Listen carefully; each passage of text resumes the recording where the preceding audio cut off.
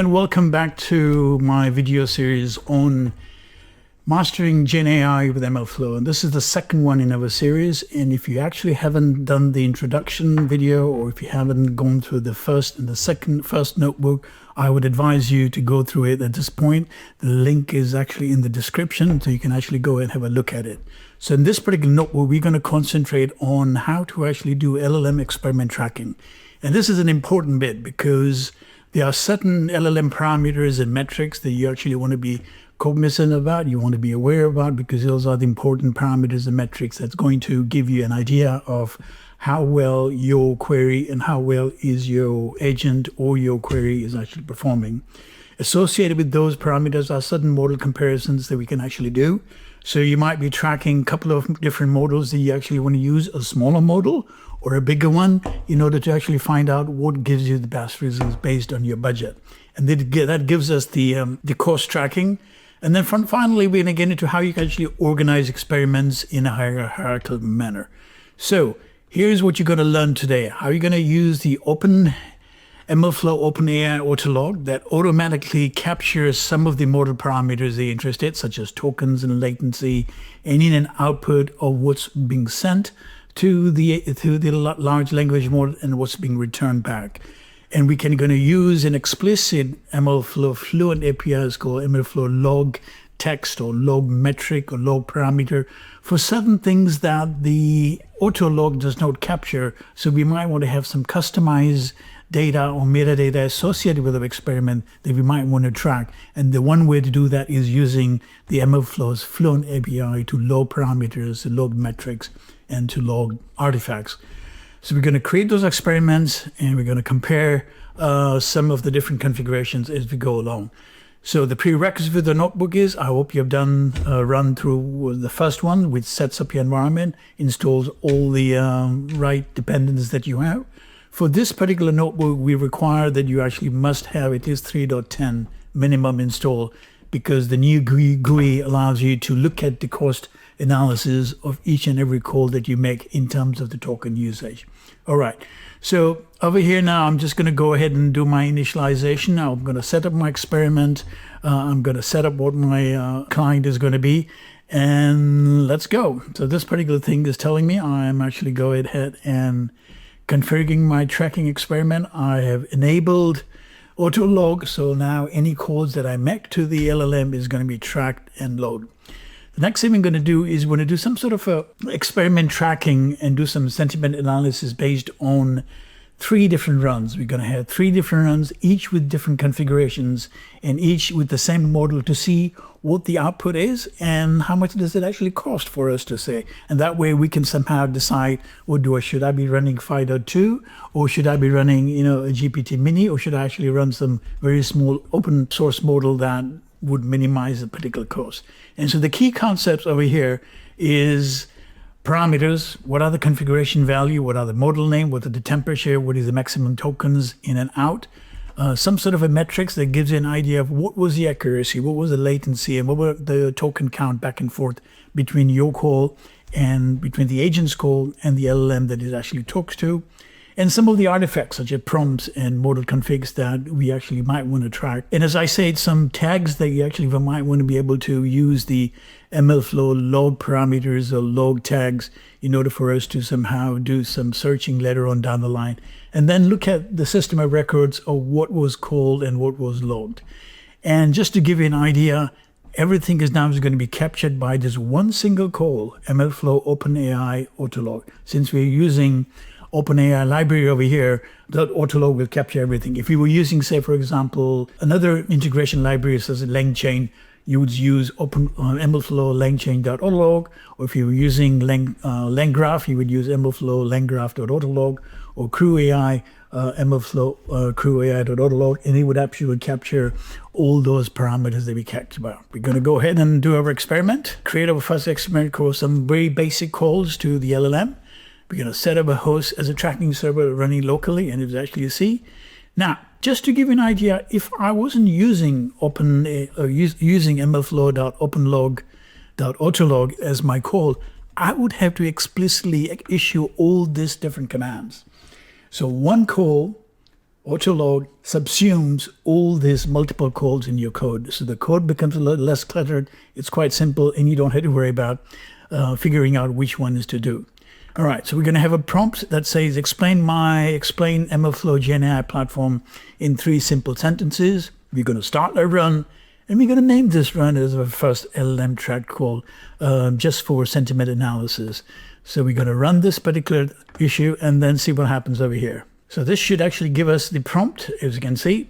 One of the good things about running these things in a notebook is MLflow allows you to be able to actually look at those things right here within. You don't have to go to a separate UI, but you can actually go right here. And as you can see, I can actually see all my output and input for this particular thing. So I had one call that I actually made. It tells me what my chat message was, what my assistant actually did, what was my cost. I think this is an important part because now it actually gives you the input cost and the output cost, which is quite important. You get latency of how long it actually took, how many tokens were used both for input tokens and output tokens, and the total amount of tokens that were used in just one call. And this is a good way to look into some of the metrics that happen behind the scenes. And MLflow captures that, gives you the ability to quickly go into the GUI and have a look at it, and then see even how long it actually takes. If I actually click on this particular thing, it gives me that this particular took about 6.5 seconds to run there. So there's a latency involved in there. We had an AutoLog that created the trace automatically. We logged all the model, temperature, maximum tokens as part of the OpenAI AutoLog. The full prompt and response was also captured, and everything that we sent back and forth to the language model is captured over here. So let's go back here and just get an idea of what this is. So if I go to my experiments, I can click on my experiments, I can look at the trace, and within the trace I have everything that was recorded by the MLflow, where I have my message, my model that was used, how much it cost me, what was the latency, what was the cost breakdown. So this is actually a good way for you to get a summary.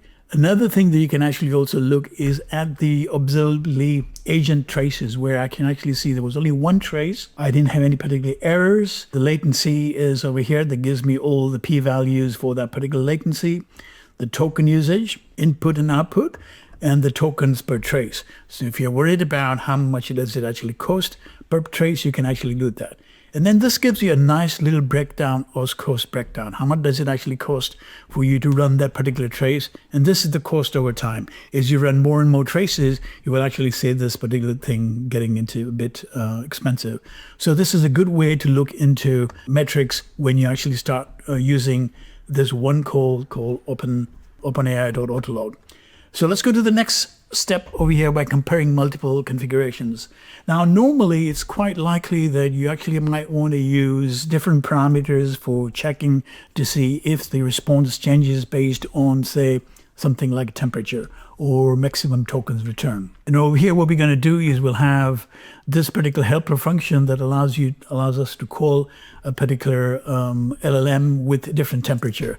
And for experimentation, we're going to use 3 different temperatures to see what the output is, and even figure out how much does it actually cost for us to do that. Now, obviously, the temperatures based on the value, the higher the temperature, the more nuanced, the more creative, the more varying output will be.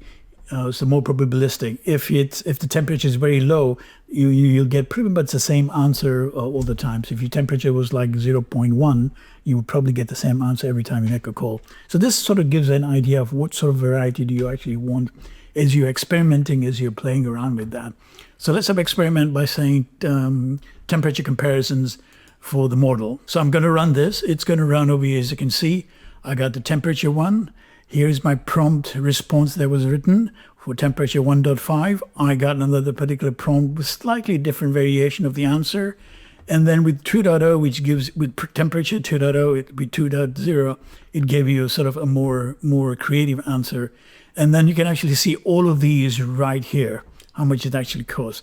So I can traverse. Instead of going to the GUI, I can actually look at things right here in my notebook, which is really, really great. So I can look at my first prompt. I know what my cost is. I'm using the same model. And this is what actually costed me for that. If I go to my second one, with the temperature to be 1.5, this is how much it actually cost. And if I actually went to the third one, sort of gives you an idea of what is the most expensive one and which is the least expensive one. So this is a good way to somehow analyze how temperature variations can change the output, as well as how much it's going to cost. The lower the temperature, the more deterministic your output is. And the token usage may vary, because if you want to be very creative, the LLMs can be quite chatty, and it's going to give you sort of lots of tokens in your response. So it depends on what your need is. This is a good way to play around with that. As I said, one of the important things about 3.10, which has been an added feature, that you can actually do some sort of a track cost estimates of how long it actually took you to run a particular query, how much did it actually cost, and what were the input and output of that. So let's look at some track analysis of different things we're going to run. And over here, we're going to choose different models. I'm going to use the GPT-5.mini. I'm going to run GPT-5.2 on certain queries to see which is the least expensive and does it actually satisfy my requirements. So we're going to run over here, and here we go, right? So I'm going to look at now what was my cost for that particular query using different models. For GPT Mini, total cost was 0.0079, very minimal. Compared that to the bigger model, you can see that the cost is relatively higher. So when you play around with these kinds of things with different models, you have a good insight. You have a more deterministic way and a more valuable way to say how you're actually going to treat those models and which models actually make sense for your use case. Second to last step is how do you organize experiments with tags and metadata? And you want to use tags because you might want to run certain experiments, and you might want to associate or identify certain experiment with certain tag and with certain metadata. And one of the things that allows you to do this is that later on down you can query those programmatically by searching the experiment to say, go ahead and give me a run associated with this particular tag, or here's some metadata that I associated with this particular run or this particular experiment. I want to fetch it back programmatically.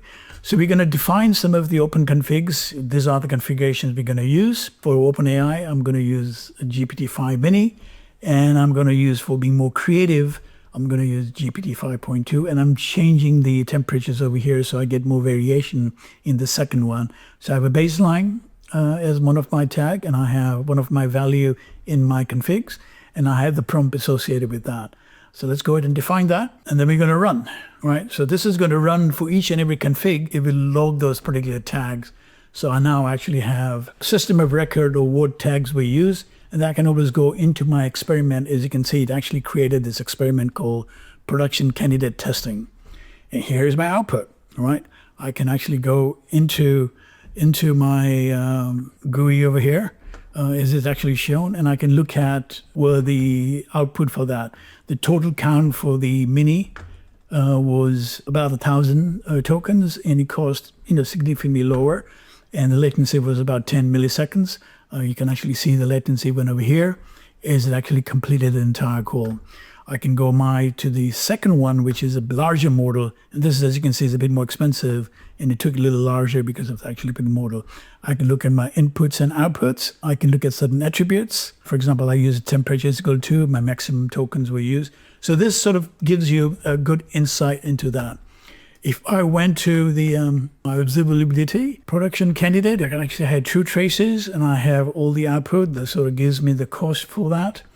I can go to my evaluation runs and look at the creative part of it to see all parameters associated with it, which is the same output it would actually see. So this is sort of a good way into looking at different tagging practices by looking at the particular tag. So let's go and look at where the tags are. I can actually, for example, I can ask column, config name, task, stage, team, version, production candidate.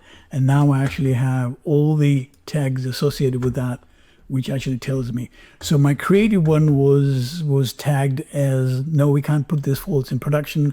The baseline tag was true, and based on that, if I actually had to upgrade that, or if I wanted to deploy this particular agent experiment to production, I can search for that experiment and upgrade that or promote that to production.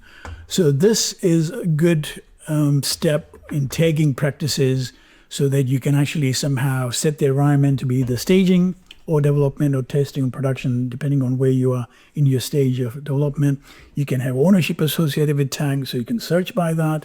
You have some sort of a purpose, and then the status. And all this can be actually used using MLflow log dict that puts it into that.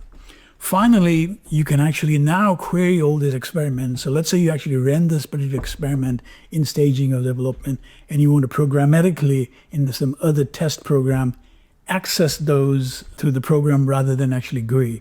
You can actually do that by creating an MLflow client, and you get the experiment name by saying, okay, here's my experiment name that I actually ran a while back, and it gives you the experiment. And now you can actually do the search run. So for example, I can order the start time in a descending order and get the maximum results for those particular runs. And once I get those runs, I'm going to iterate and then print certain parameters. As you can see, I got the creative tech run. And if I run this, let's run it again, I'll get this particular output. So this is actually a good way to somehow run the experiments as you are playing around with that, and then programmatically write some test units to query those. So for your homework assignment, go ahead and run this particular queries in your notebook, or write a little program that actually take this, creates an MLflow client, and then run this program to see you actually get that.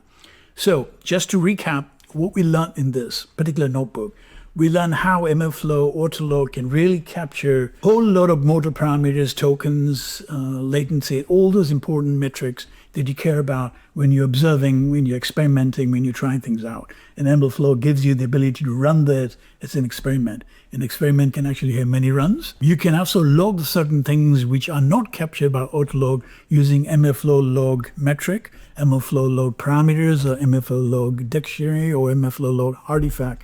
And all those are then captured in the MLflow database.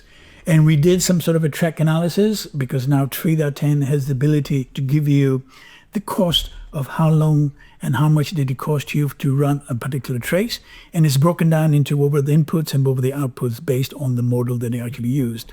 So this is actually a good way for you to sort of play around with MLflow, to track the experiment, to do some cost analysis before you start deciding on what model you're going to use for your particular agent. And just to give you a quick recap, that you can use AutoLog for any of these particular libraries, and it captures the essence of all the parameters which are LLM related. And for ones that it doesn't capture, you can actually use explicit MLflow Fluent APIs such as MLflow. So I hope you actually learned something from this.